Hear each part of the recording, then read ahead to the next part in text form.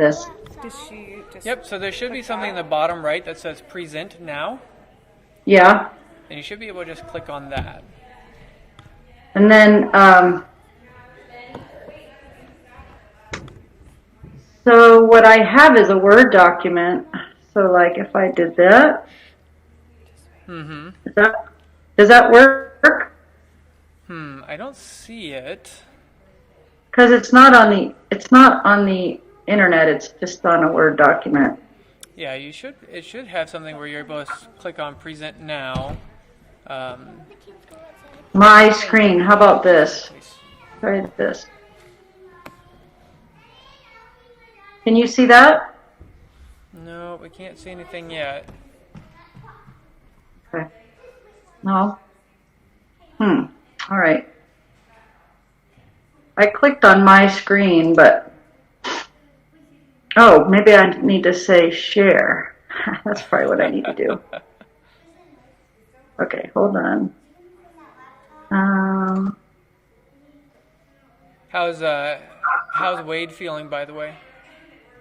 Oh, I think we're both pretty much all better. Good. Yeah, so it was pretty mild for us. All right. Maybe what I need to do is this. No. It's telling me Chrome wants to share the contents of your screen. Choose what you'd like to share. Where do I choose that? There should be a couple little buttons there, maybe. It just says share, but it's not letting me click that button. So let's see. I've never used Google Meet before, and I've never shared a screen before, to be honest. So I've seen screens that other people have shared. Yeah. Yeah, Google Meet isn't as intuitive as like Zoom. So. All right. I mean, it's showing my screen, but I want it to do this one. Well, I'm going to let you play around with that. I'm sorry All right. there's difficulty with it. I'm going to go. If I can't do it, I don't have to. It's fine. But Okay. I thought it would be helpful. So. All right. Well, I'm going to leave you, and I'm going to go play with kids. And thanks so much, Barb. I appreciate it. Yeah, you're welcome. All right. Bye. Okay.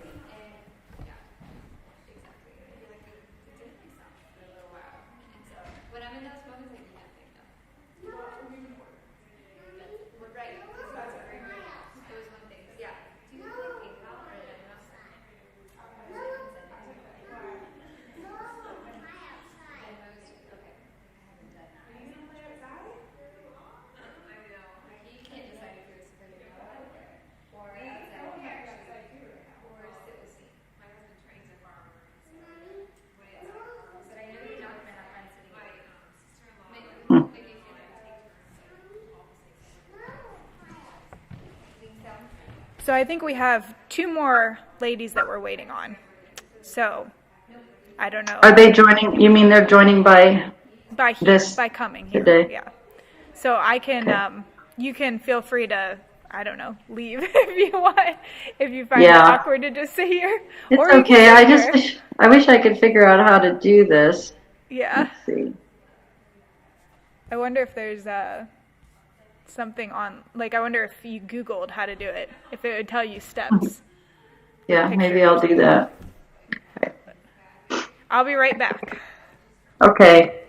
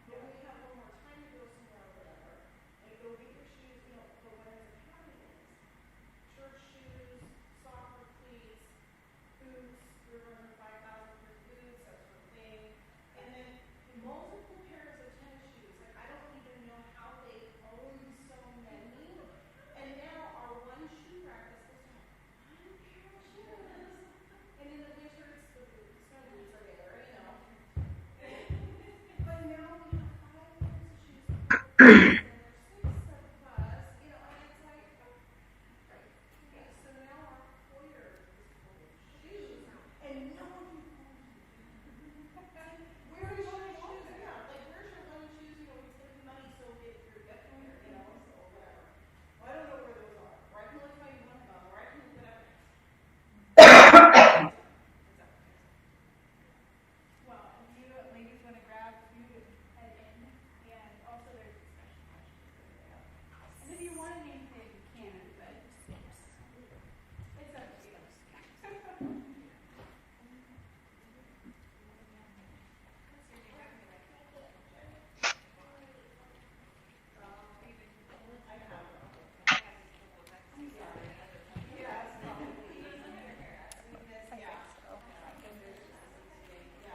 can wipe it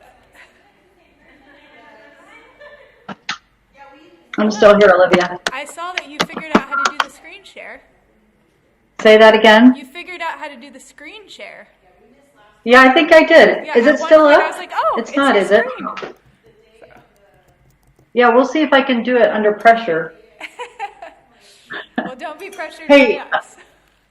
Tell me, so what's your schedule on Fridays? How do you guys organize this? So normally we have, just some fellowship time at about 12:45. Then come Yeah. in, have the speaker, and then we'll have a discussion group question time. So, and good. questions for the speaker too. We like to do that, if that's okay. Yeah, sorry, it's actually cutting out a little bit, but Oh no. I didn't hear that part. What was the last thing you heard me say? You come in here for discussion of your different topics. Yeah, so after the speaker we'll do that, and then we also open it up to questions too for you. So Right. Yeah, that's takes fine. some time, but Okay.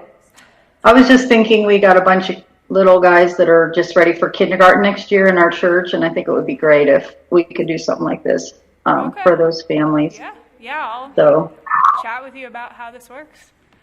So yeah, a little bit. I think more it's good to details. start. I think it's good to start simple, Yeah. but expand as the needs expand. Well, I think everybody's here. There was one more person coming, but I don't see them, so maybe they'll scoot in a little bit. But anyways, here's our little group for right now. Hi, everybody. This is Barb. Are there 5 of you total? There are 5 of us. Yep. Okay, so everybody's in the camera shot. Okay, good. So I'll just introduce you real quick, and then Okay. I'll let you get started. Okay, so this is Barb Mann. She is a pastor's wife, a mother of 7 grown children, and has 18 grandchildren. She is thankful for the privilege and challenge of homeschooling for 22 years, beginning in 1992 and graduating her last 2 children, which were twins, in 2014. Now she enjoys helping with her grandchildren when she can, teaching the preschool class at church, encouraging young mothers, showing hospitality, and generally being available to serve when there is a need. Welcome to Barb. Oh, thank you very much. Thank you for inviting me. I have spoken to some women's groups before, but I've never done it with this format. So it seems a little less personal, and I would rather be sitting right there with you and interacting more personally, but we'll just try to make this work as best as we can. And please let me know if you can't hear okay or if you can't see very well. And I don't know what to do about that, but at least we'll know it's a problem. So, and yes, I've been a pastor's wife for a long time, and that's one of the reasons why I've gotten to know Olivia. She and I speak on the phone about once a month, and we talk about issues involved in the ministry, and then also home and family seems to come in there quite often. And so I've enjoyed getting to know Olivia over maybe the last year and a half. Is that how long we've been doing it? Maybe 2 years. Yeah, that's what I think too. So anyway, my assignment is to talk about homeschooling multiple children at the same time, and I don't really know your family makeups at all. I think I asked Olivia last time we talked, and she said most of you are kind of more at the beginning end of your homeschooling experience. Maybe they're I think if I remember right, maybe there's one who has a little bit older children. Is that right? Yep. So actually, two here have older children. Two, And so okay. it's about half and half now in this group. Okay, good. Yeah. So, so we had, like Olivia said, we had 7 children. Our children were actually born pretty close together. We had all seven of them within about 9.5 years. So our experience is really moving them through pretty rapidly. I know there's other people that have a bigger gap between their kids and maybe will be schooling a lot more years than I did because of that. But either way, having multiple kids at the table at the same time and younger ones maybe running around that aren't school age yet can be a challenge. And so I'm happy to come today and share a few things that I learned. I just want to make sure you know that I'm not an expert. I wondered a lot while schooling my kids whether what I was doing was adequate. And so my reason for agreeing to do this is mostly because I remember that fear of failure that's ever present. And I know Olivia and I have talked about that. And just the frustration at times that the plans that you have aren't working out and things aren't going as well as you would have liked. And then there's just some fatigue that can hit of getting up every day and doing the same hard job of teaching our kids. And so my goal today is not to tell you all the right answers, but hopefully to just encourage you as a mom who's been through it. And I think we had some success. I really would give credit to the Lord for any success that we had, but my children are all literate and they're all contributing members of society and thankfully to the kingdom of Christ. So I'm really grateful for the Lord's grace to provide that for us. So the short answer to how to homeschool multiple ages is just to do the best that you can. But hopefully I can give you a little more ideas here. But we all have in our minds this nostalgic idea of the one-room schoolhouse, which is really what we're running. And it brings to mind little girls in prairie dresses carrying their tin pails to this quaint little room with wood desks and a hardwood floor and a potbelly stove. And the little kids sit up at the front and the big kids sit in the back, and the school just runs perfectly smoothly at all times. But I don't know about how your homeschool day looks, but sometimes mine maybe looked a little bit more like this. At any given time, I might have had a 9th grader who couldn't understand their Algebra 1, a 6th grader who was supposed to be working on his grammar, but you realize he's upstairs playing Legos, a 3rd grader who still can't read, and you know that child needs a lot more time with you to figure it out. And sometimes you don't even know where your preschooler is, and you might have a baby that needs to be nursed. And all of that can be happening at the same time.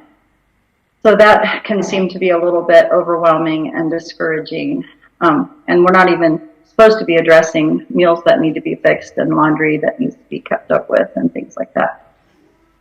So one of the things that I think is helpful, and I actually shared this with Olivia not too long ago, is that your role really is the role of a manager. And Titus 2 verse 5 talks about that. The older women are to teach the younger women to be managers of their homes or keepers of their home. And so if you think about a manager in another job, a manager is taking care of the working parts of an organization, maybe a business or a grocery store or something like that. And so they're just planning for and then reacting to all the different things that happen during the functioning of that organization. I found this definition: managers are leaders with the responsibility to organize and motivate staff. So in our case, that would be students, right? They are also responsible for the nuts and bolts of keeping the operation running smoothly. Managers have ultimate responsibility for getting things done and doing them right. So that's the definition of a manager that I found. So I think it's helpful to think of yourself as a manager, because sometimes I think you have this ideal in your head, and I think that it's helpful to remember that managers aren't necessarily achieving an ideal. They're just taking care of the everyday situations that come up and trying to make them function the best that you can. So I do think it's possible to adequately teach multiple ages at the same time. So I'm going to kind of divide this up into 3 P's because I'm a pastor's wife and that's what you do. 3 points, all starting with the same letter, right? And so obviously the first one is planning. You can Google homeschooling multiple children and they will tell you need to plan. Plan to do it as best you, to make it work the best that you can. But I will say that the more children that you bring to your school table, the more vital it will be to actually have a really good plan. You can kind of get away without much of a plan when you have 1 kindergartner, for example, or even 2 at your table. But when you start getting up into several, 3, 4, 5 at the table, you're really going to have a plan. So the first really important thing to do is to implement a daily schedule. And I'm sure all of you are doing that. I know for me at the beginning, my schedule was really simple. I'm an organized person, but I'm also a person that likes to simplify things. So our day might have looked like everybody gets up, we have breakfast, and I sent the kids upstairs to do their chores. That included 5 things: getting dressed, brushing teeth, brushing hair, making bed, and I can't remember what the 5th thing was now. I can't remember. Anyway, they had 5 things that they were supposed to do in the morning. We also always had family worship after breakfast, so that was part of the morning routine. I would get my day started. We'd join together at the table around 8:30. Everybody would do math, then everybody would do language arts, and then everybody would do science, everybody would do history, and then we would be done for the day. But when our kids got older and we got, really when we got all 7 at the table, that just wasn't working anymore. I know Olivia and I have talked about this. I needed to really reorganize my schedule because at that particular time, my oldest was learning Algebra 1 and I was relearning Algebra 1. I hadn't seen it since I was in 9th grade myself. And so it was taking me forever to figure out what she was supposed to be doing so that I could help her with it. And the younger kids were just not getting time with their math that they needed. So I needed to rework my schedule. So you guys have maybe heard of this resource. I'm going to try really hard to share this and we'll see if it works. And this is an older resource. This was a resource that was, let's see. Oh, wait a second. I almost had it here. All right. Now I need to do this. Hey, I did it. Can you see it? Yes. Yep, we Can you guys see that? Can you see that? We can, yes, we can see that. Okay, great. So this is the resource that I found that kind of just saved my homeschool. Have you guys ever heard of this book? I have not. Managers of Their Homes. Okay. It's an older book, and I'll have to tell you that, I haven't been homeschooling for a long time, so the things that I remember, there's a lot of different things out there now, I recognize. But Terry Maxwell published this book in 2000, and it really helps when you're trying to juggle multiple ages at the same time. And so let me just show you an example, if I can figure out how to share again, an example of multiple, hold on. I think I need to stop sharing the other one first. Hold on a second. Let me try this again. Sorry, see, I don't know how to do this very well. This is like the second time I've ever done this. You're fine. And the first time was 10 minutes ago.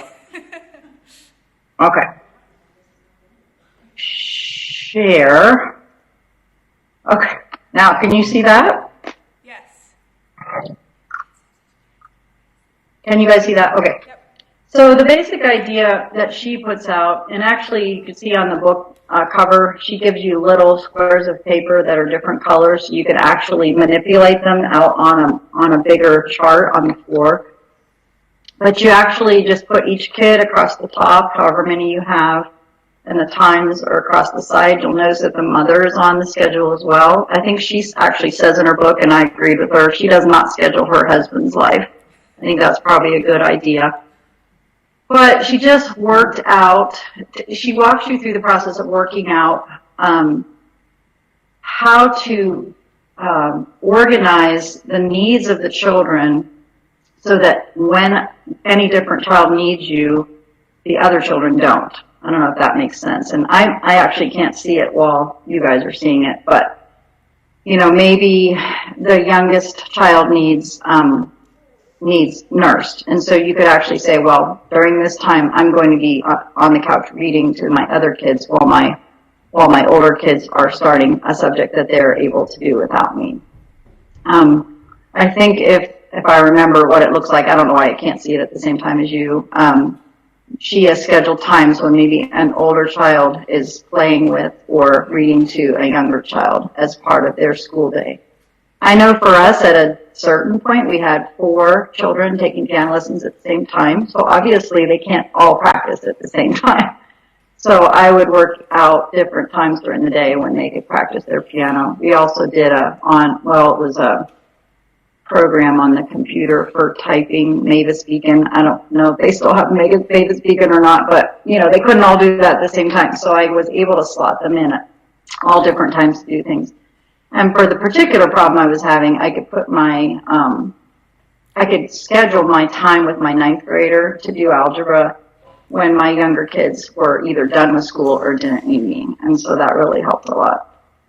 So I would highly recommend that resource, especially if you're struggling with juggling everything. It's a little cumbersome to put it together because you really have to think through everybody's day. But once you have it together, it really helped us a lot to follow that. I will say she's a ultra scheduler, and I'm a pretty big scheduler, and I got a little overwhelmed with her precision at scheduling. So I think it's just a tool. You can simplify it if you need to. I saw online when I was refreshing my memory about that resource that she also has a book called Managers of Their Chores, and that's a whole another issue about how to divide up chores, and I'm sure it's a very helpful resource. So I think they're roughly $30 each. Look that up. Secondly, I think a good way to help you plan is to choose your curriculum wisely, and that's also pretty obvious. We used grade-appropriate workbooks for math, so everybody worked at grade level for math. For many of the language arts, like phonics, vocabulary, spelling, grammar, handwriting, I always stuck to grade level for those for each individual child. But the things that we could do together, we did together, like science, history, Bible, writing, and reading, mostly the out loud readers that we were doing. We used Sunlight for our history, so that lent itself to doing that together. And I will say we didn't all 7 of us do everything together. I kind of grouped my kids according to their ages and abilities. So our family kind of naturally fell into the first 2 did grades together during mostly elementary school. And then our second 2 did grades together, and then our last 3, so that was twins plus our son, our 5th child. So we kind of had 3 bunches going through at the same time, sharing school years for those things. There's a lot of curriculum now that I'm not easy to combine kids with Apologia. So try to think about what you can do together, trying to do together. Also, because if you have multiple grades, it's good when you're buying curriculum to try to think about the long-term use of those things. When you're buying disposables every year, it's fine and you need to do that, but that also means the next year you have to buy more disposables. So at a certain point, we moved more to textbooks, especially as our kids got up toward junior high, and then during the following years, our other kids could just bump into those textbooks, and then maybe we'd buy a disposable test blank for that textbook or for that textbook. It kind of helped us to maximize our dollars as we moved through each grade to try to think about buying something that the younger children could use. So that's just an idea. Let's see. And I just think when picking curriculum, if you find something that works, just use it. use it and use it and use it. If you find something that doesn't work, then just don't use it. Change, try to find something else. There's no sense in stumbling through using something that's not working for your family.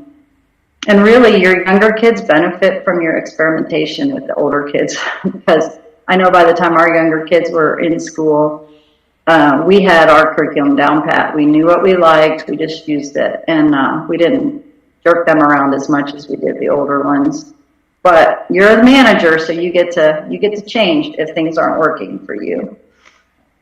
The second thing, maybe it's the third thing under planning, is lesson planning. And I never wrote a lesson plan in my whole 22 years of homeschooling, just so you know. I think people get the impression that, at least I did that, and I know some homeschoolers do that, but I just never did that because it was fairly obvious. You know, you do your next math lesson, you do your next spelling lesson, you do your next grammar lesson, and so it was kind of already laid out for the kids. But I do think you have to have some system, because you want your kids to be working independently, where they're going to know what they're supposed to do every day. It could be as simple as writing out on a notebook, you know, their assignments for the day, mark some with a star, the ones that they are to do by themselves, the other ones with a circle that they're to do with you, and then the kids check them off as they work through them. If you're not available, then they're going to know I can move on to the things that I'm supposed to do without mom. That's one way you could do it. I had a mom at our church. I asked her about this topic, and she said she used a system called the Workbox system. Have any of you heard of that? And it's just a method of organizing your kids' schoolwork. I looked it up online. I didn't study it a lot, but it looks like it would have really appealed to me if I had known about it back when I was doing it. It's a way of organizing, either using boxes or like a file box with individual files in it for your kid, and you just sort of put the files in order that you want your child to work every day. And she said she loaded that every night. She was probably more disciplined than I was. So if you're kind of a super organized person and very, very diligent, then maybe the Workbox system is something you could look at. And then another thing about planning is just finding ways to work smarter. We're always looking for ways to work smarter, right, Olivia? That's what we're wanting to do.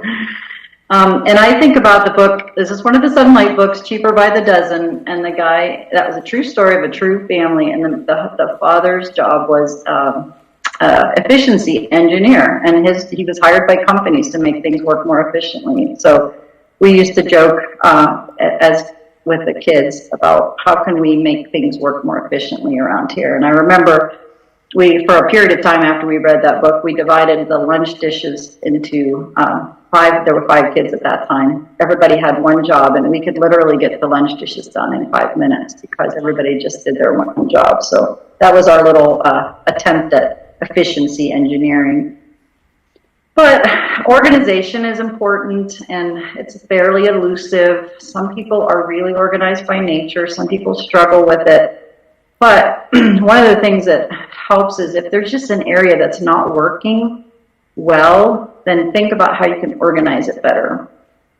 I mean, we're not talking about housework in this talk, but maybe if your kids never can find their pencils, that's an area where you need to, have a better organization system. Maybe they need also to learn some discipline and responsibility, but, if it's being a problem, it means you probably need to apply some thought to how that can be organized better.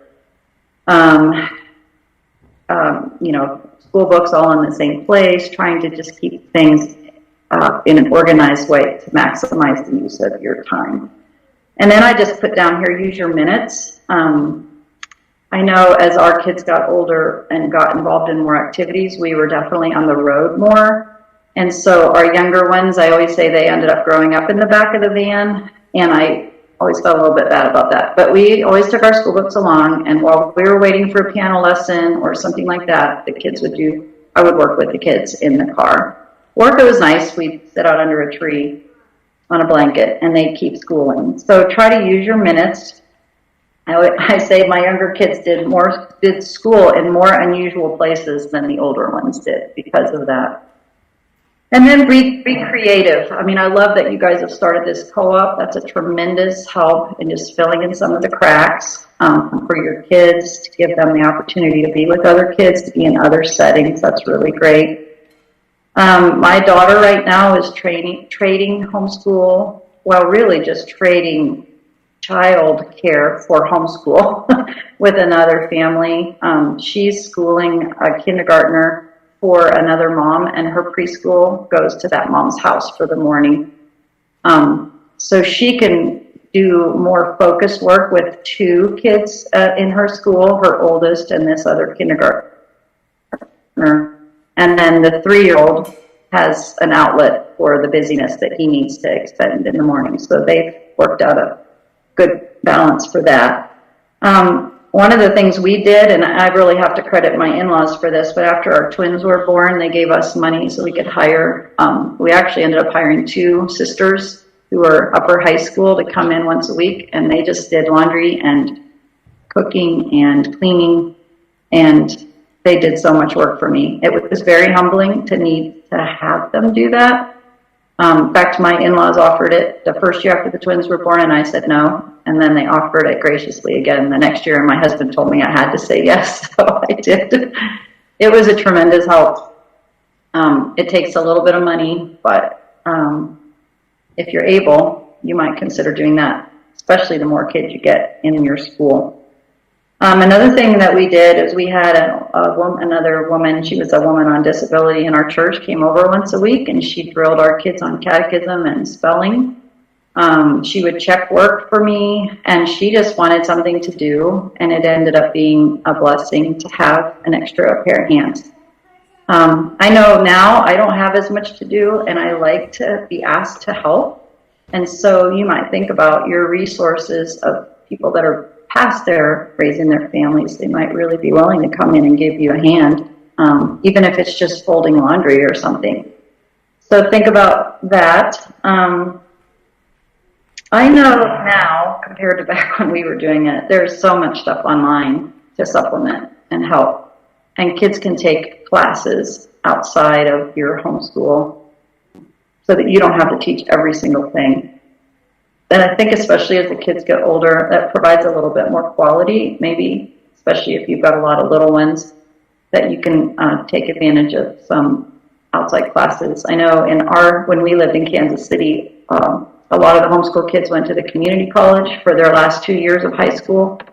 Not all the well, some of them did all the classes. We had our kids go and take classes at the community college, just 2 each semester. They did the rest of their work at home, so that was a huge help, so that I could spend more time with the younger kids. And they also earned college credit, almost a full year's worth by the time they graduated, so that was great.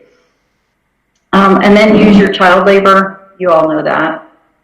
You shouldn't be doing all the work yourself. If you're providing the education for your children, they also need to pitch in for the chores, not to mention the fact that it helps them develop life skills and character. So make sure all the ages participate in chores. You know, by the time your older kids are getting to be junior high, they're really good at the chores. And so it's hard to take a responsibility away from the oldest one and give it to a 5 or 6 year old, because they don't do a very good job at that age. But it's really important that you have your younger ones do a lot.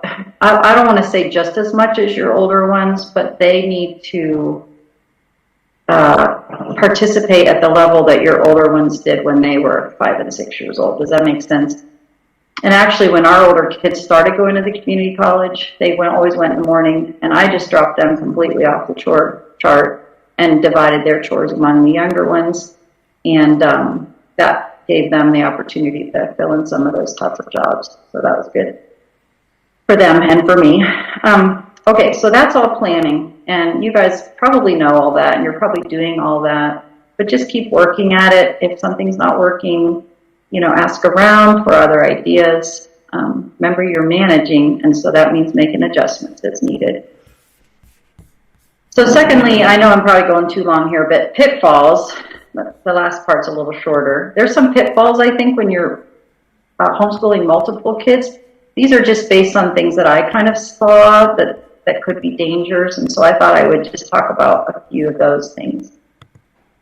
And sometimes I think we're so focused on and fearful of, the academics. We don't want to fail in the academics. We want to make sure our kids get a good education, and that's really important. I'm a pretty big advocate for that. I think if we homeschool, we need to take it seriously. But if we're really focused on the academics and we have a lot of kids, sometimes we might forget that we also need to train and parent our younger kids. It's easy to put them down in front of a show or just kind of let them get away with things that need to be disciplined because we're right in the middle of the lesson with an older kid or something. So fight that temptation to neglect the parenting of the younger kids while you're schooling the older kids. You're very busy. It's easy to miss things. So you have just as much responsibility to parent the younger ones as you did for the older ones. And remember, the more parenting you do, the better your homeschool is going to run, because you have to ask, when you're schooling your kids, you're asking them to do things a lot that they don't want to do. Does anybody have that experience? I know when I used to ask my kids to write a half a page, you'd about thought I was torturing them. You could write a half a page. You're not going to get hives, but they thought it was terrible. So they need to learn to submit to authority and follow your direction and do what you say. So it's really important not to neglect that. Also, it's important when you're homeschooling to keep the responsibility of bringing your child up in the nurture and the admonition of the Lord primary. Again, we need to teach them to do math. We need to teach them to do language. We need to teach them, a lot of things. We want them to develop their skills, but we must not neglect their spiritual life. So make sure you're keeping that a priority, even though we're trying to, build into them all of these other things. They need to know that they are sinners. They need the Savior. They need to know how important worship of the Lord is and how serving in His church is really important. And so we don't want to let those things get swallowed up in the busyness of a multifaceted homeschool. Really, growth in godly character was a main goal for us in our homeschool. I really wanted our kids to be literate, but I really was concerned that they develop godly character, and that's what we really tried to focus on. They ended up being literate too, so that was a bonus, right? And then here's just a little warning. I don't know how big some of your families are, but sometimes the bigger your family gets, it's tempting to rely on, especially if you have an oldest daughter, a lot to do, a lot of child care for the younger ones. And that's appropriate to some degree, but if it gets out of balance, it's not appropriate because your older children are not the parents of the younger children. They have no God-given authority. And I used to think to myself, my oldest kids only have one childhood, and then they will be parents, but they're not parents right now. So I am the parent, and I need to be doing the work. Maybe that's just something that I feel is really important, but I do think it is a pitfall. I've seen that in big families before, where the mom is pretty stressed out, trying to do all the things she's doing, and the older kids end up doing a lot of the parenting of the younger ones. So just be mindful of that. Secondly, a pitfall is don't, or just avoid the herd mentality. It's really hard to do that. But each child in your home is unique, and it's really important to try to know and encourage your child in their unique giftedness. I remember I had a homeschool mom friend back in Kansas City, and she actually had 8 kids, but hers were spread out, I think, over 28 years or something. I mean, she was homeschooling forever. But she told me that one of her older kids came to her and told her how disappointed she was in her. And she said, well, what did I do this time? And she said, I was just talking to Christina, who was their youngest, and she doesn't even know what a field trip is. And she's like, oh, yeah, we forgot. We've never gone on a field trip since Christina was born. And part of that's because, well, we already went to the zoo and the aviary and the, Museum of Natural History. We already did all those things. And so you sort of forget that the younger ones haven't done that. So try to remember, the younger ones need to have some of those same experiences. My sister-in-law and brother have 9 children who are pretty spread out, I would say, probably in 20 years. And I really admire them because my sister-in-law has 2 younger girls. They're probably 12 and 9 now. And she joined not really a little girls co-op, but I think a lot of the kids in it are girls. And she there was no way she had room to do that on her schedule, but she just decided, I need to do this for these younger girls. And so, it's easy to just keep cramming through with what you're doing and forget and neglect some of those individual needs that your kids might have. Now, all of that said, it's also easy to overcommit to too many things. So that's part of being the manager, right? And figuring out what is enough for my kids and what is too much for my kids. And through our years, that took some adjustment. Sometimes we'd find ourselves really over busy and we'd have to cut back. And then it would be reasonable, and then it would start to build up again. So that's going to take some thought and some adjusting as time goes on.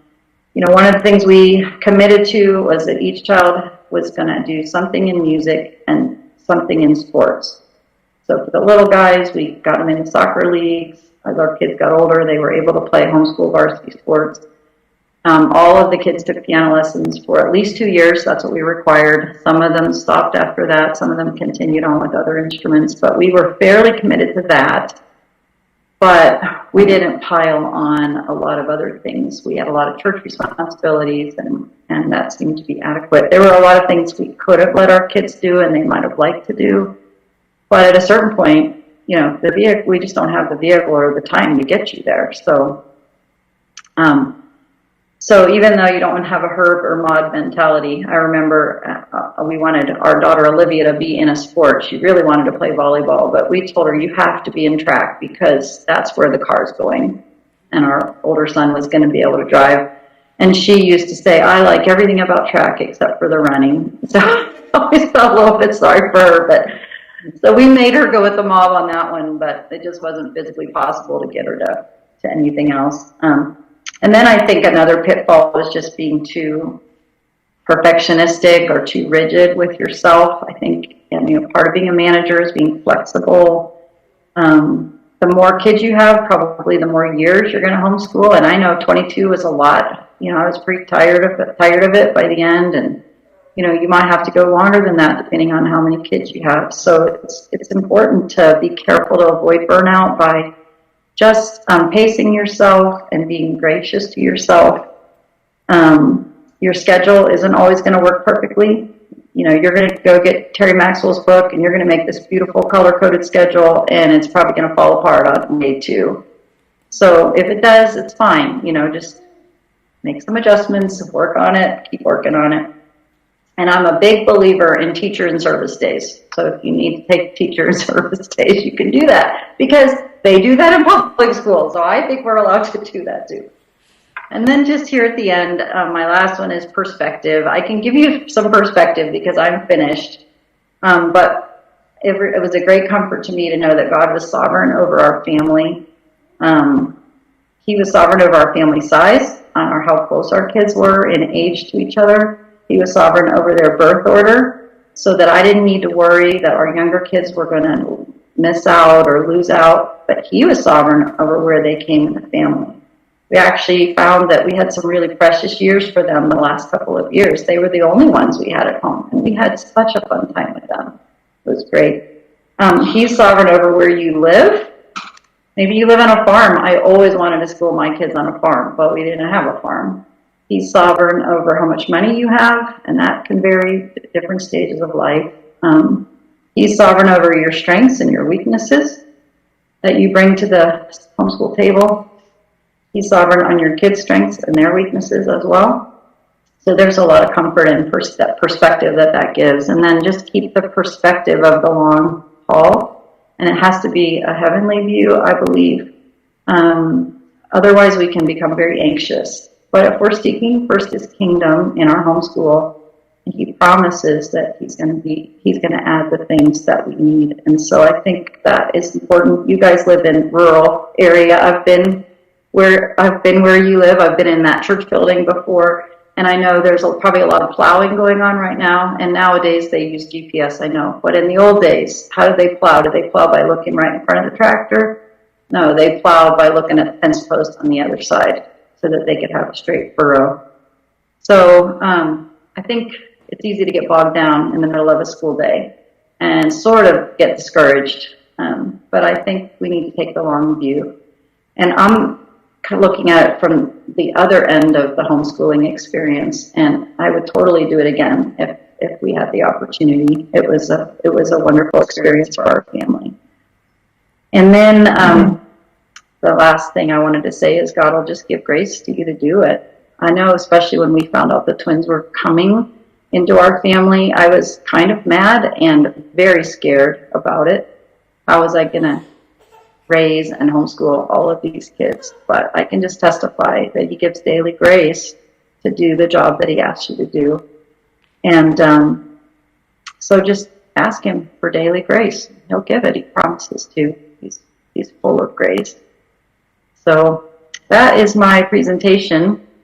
I don't even know what time we started, and I don't know how long I went, but I would be happy to, I guess, questions, or I don't know what comes next, Olivia.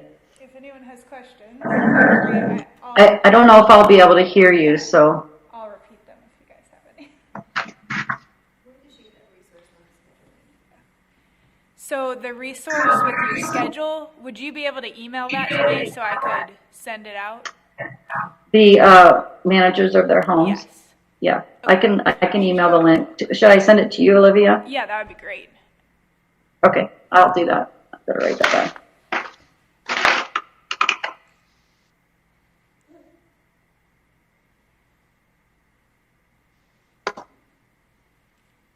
Any other questions? You're very good, I guess, just thorough, so there is no questions. Yeah, well, I'm sure that's not the case, but it's probably that everybody already knows how to do it. How many of you have more than one child at your school table right now? Okay, all of you. How many have more than 3? I know you're always schooling everybody, but yeah. Okay, and how many have more than 5? Okay. So and how many will have more than 5 someday? You'll have 5. Any of you here? Okay, gotcha. Yeah. Did you at one point have 5? I do have 5. Well, I mean, all together? Yeah. Okay, so Laura used to have 5, but... Oh, okay, so some of yours are done. Yes, I thought you said 4. Yes, so no, Laura has 5. One is graduating this year. Yeah. Graduated one, yeah. She is graduating. And that's a whole nother topic, is homeschooling high school and making the transition to graduating them. Yeah. So, but most of you aren't there yet, maybe. So, no. Well, thank you so much. Thank you. You're welcome. I wish I could come and meet you all in person. Maybe someday we'll be going through Iowa. That would be great. We go to Kansas fair amount because some of our kids live there, but we don't usually go that far north. So. Well, if you're ever around, let us know. All right. Thanks. All right. Well, have a good good to day. meet you. Good to meet you, ladies. Bye-bye.